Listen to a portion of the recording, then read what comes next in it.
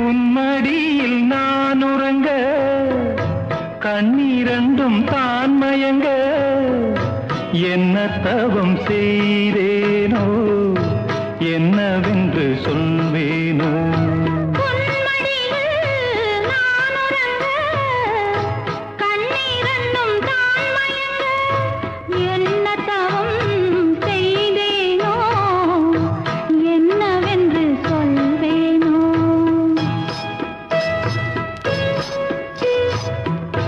ஏழ் பிறப்பும் இணைந்திருக்கும்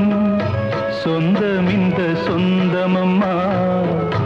வாழ்விருக்கும் நாள் வரைக்கும் தஞ்சமுந்தன் நெஞ்சமம்மா